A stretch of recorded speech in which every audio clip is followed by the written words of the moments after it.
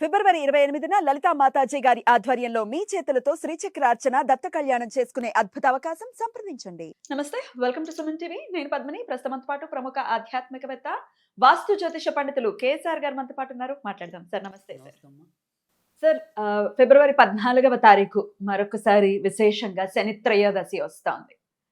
So శని త్రయోదశిని ఎలా వినియోగించుకోవాలి అనేది చెప్తూనే ఉంటారు. అయినప్పటికీ ఆయా మాసాల్లో వచ్చేటటువంటి సిగ్నిఫికెన్స్ కూడా యాడ్ అవుతుంది కాబట్టి, మరి మాఘమాసంలో అటు శుక్లపక్ష త్రయోదశి కూడా శనివారమే వచ్చింది.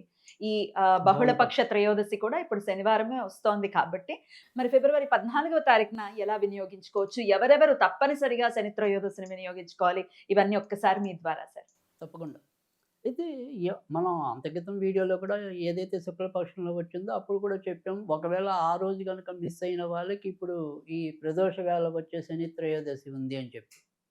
అయితే నిజానికి ఏంటంటే కనుక ఎప్పుడైనా సరే ఈ ప్రదోషకాల అర్చనలో పూజించవలసిన దైవాల్లో కానీ, గ్రహాల్లో కానీ శని కూడా.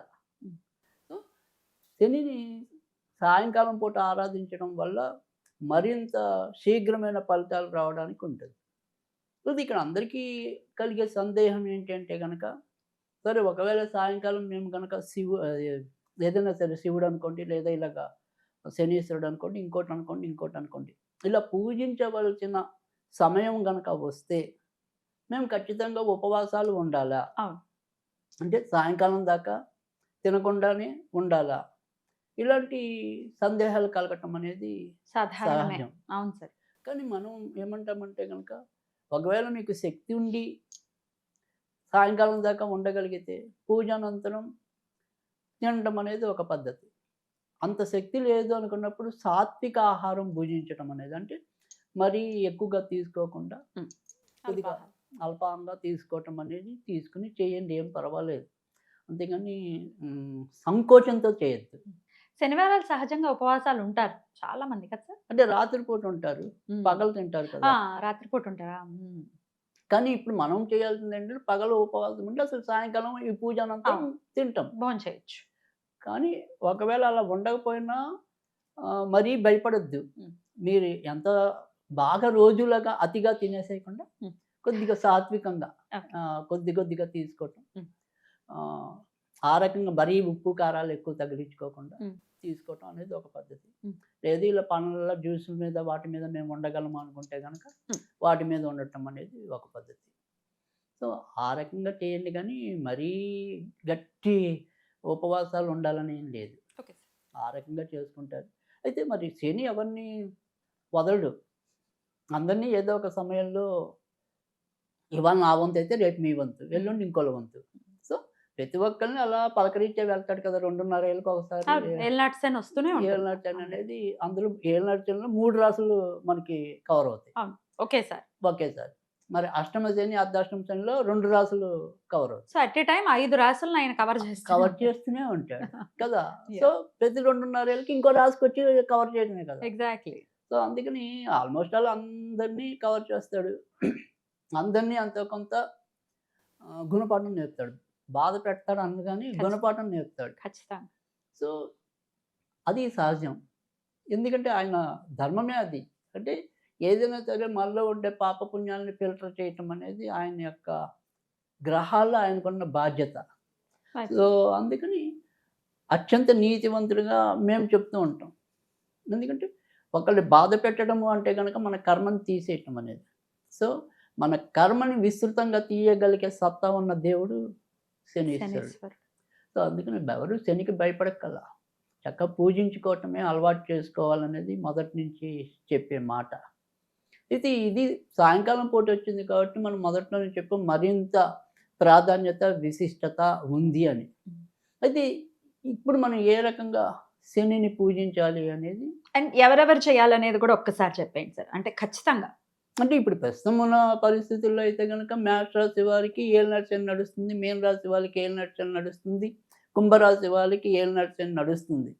తర్వాత వచ్చేప్పటికి సింహరాశి వాళ్ళకి అష్టమ శని నడుస్తుంది, ధనుర్రాశి వారికి అర్ధాష్టమ శని నడుస్తుంది. అయితే అయినప్పటికీ కూడా ఇంచుమించు అందరికీ కూడా, అంటే మేష రాశి వారికి అనారోగ్య సమస్యలు తెచ్చే అవకాశాలు ఎక్కువ కనబడుతున్నాయి.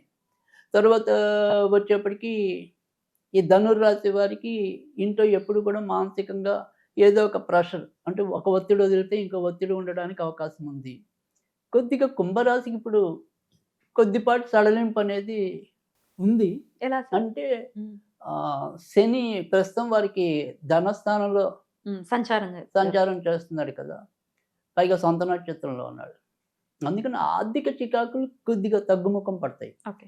కానీ వీరికి కూడా అనారోగ్యం ఉంది. ఎముకలు, నరాలు, కీళ్ళకి సంబంధించినవి, తర్వాత అరుగుదల మీద వచ్చేవి కొంత ఇంపాక్ట్ ఉంటుంది. బట్ ఆర్థికంగా మాత్రం కొద్దిగా ఊరట వస్తుంది. కుంభరాశి వారికి లాస్ట్ ఫేజ్ అయినా సార్ ఈ ఎల్నాటి శని అయిపోతుంది. అంతేగా. ఇంకో 2 సంవత్సరాలు 2027 ఇంచుమించుగా జూన్ ఆ టైంకి ఆ టైంకి అయిపోతుంది. కుంభరాశి వాళ్ళు రిలీవ్ అవుతారు. Right. సో వృషభ రాశి వాళ్ళు మొదలవుతుంది. సో సార్ తన మన అనేది ఏం లేదా? ఇప్పుడు కుంభ మకరం ఆయన రాసులు కదా, వృషభంలో ఆయన అంటే ఇప్పుడు స్నేహితుడు ఏదైతే రాశి అది కదా. మనకి శని మిత్ర రాశులు ఏవైతే ఉంటాయో వాటి యొక్క తీవ్రత తగ్గుతుందా? తగ్గుతుంది గ్యారంటీ. ఎవరెవరు మకరానికి మిత్రులు? కానీ, కుంభానికి కానీ, తర్వాత కన్యకి కానీ, వృషభానికి కానీ. కన్యక అంతేగా మరి కన్యకి మేలు చేసే గ్రహంగా శని శని. మేలు చేసే గ్రహమా? అంతేగా. బుధుడు అంటే బుధుడు మరి సాహసి కదా. సో అందుకని మనకి 6 ఏమో శని రాశులు అన్నాం, అందుకని 6 ఏమో గురుడు రాశులు అన్నాం. ఓకే. సో అందుకని తులా రాశి కూడా ఆయనకే కదా ఫేవర్. తర్వాత వృషభం ఆయనకే ఫేవర్. సో మకర అంత కుంభం. ఎల్నాటి శని వచ్చిన అంత ఇబ్బంది పెట్టే అంటే పరిస్థితి అసలు ఇబ్బంది పెట్టడానికి కాదు, కాదు. మోతాదు తగ్గుతుందా? మోతాదు తగ్గుతుంది. అంటే ఒక్కోసారి ఏమంటాం, మిగతా రాత్రులకి అత్యంత చెడులో ఉన్నాడు అనుకోండి, ఒక్కోసారి ప్రాణాలు పోయే పరిస్థితి. అదే ధన పరిస్థితి ఉందనుకోండి, ఐపీఎల్ పెట్టే పరిస్థితి కానీ, కొన్నాళ్ళు అప్స్టాండ్ అయ్యే పరిస్థితి కానీ ఇవన్నీ ఉంటాయి. ఉంటాయి. సో వీళ్ళని కొద్దిగా ఆ పాటి భయం కలిగించవచ్చు, కానీ మొత్తానికి ఏదో విధంగా మళ్ళీ సర్దుబాటు అవటం అనేది. అంటే తెల్లారేపాటికి ఏదైనా సరే అప్పులాడు అనుకోండి, సో పరువు తీసే పరిస్థితి రావచ్చు, కానీ బట్ పరువు పోదు. ఏదో విధంగా ఎవరో కాపాడబడతారు. సో అందుకని ఆ మిత్ర రాశుల వారికి కానీ, అప్పుడు మిథున రాశికి కూడా ఆయన అందుకని మేలు 6. చేస్తాడు. సో వృషభం, మిథునం, మిథునం, కన్య, తుల, మకరం, కుంభం 6. మిగతా 6 గురుపాలిత. వాటిని మాత్రం ఇబ్బంది పెడతారు ఎక్కువ. అంటే అక్కడ మనం ఎప్పుడు కూడా ఒకటి గుర్తుంచుకోవాలి, అంత కేవలం గోచారాన్ని కానీ, కేవలం నడిచే గ్రహచారాన్ని కానీ కాదు. గ్రహచారమే అసలే వీక్గా నడుస్తుందండి. అప్పుడే ఇలాంటివి వచ్చాయి అనుకోండి, అప్పుడు ప్రాణ భయాలు ఉంటాయి. అంటే మన జాతకంలో కూడా వరస్ట్ పీరియడ్ నడుస్తుంది, అదే సమయంలో ఇలాంటివి వచ్చాయి. అప్పుడు ఖచ్చితంగా మన ఆప్త బంధువులు కూడా పోగొట్టుకుంటాం. అంటే అమ్మగారు, నాన్నగారు, తోడబుట్టిన వాళ్ళు, ఇలాంటి వాళ్ళకి కూడా ఇబ్బంది కలిగే పరిస్థితి ఉంటుంది. సో అందుకని శని నేను నువ్వు అనేది కాదు, మీరు నీరు అనేది కాదు, అందరు పూజించండి, ఏమవుతుంది ఖచ్చితంగా. సో ఇవాళ కాకపోతే రేపైనా మీ వంతు వస్తుంది కదా, ముందు నుంచి ఆయన మేలుకొల్పండి, కొంచెం డిపాజిట్ చేసుకుందాం పుణ్యాన్ని.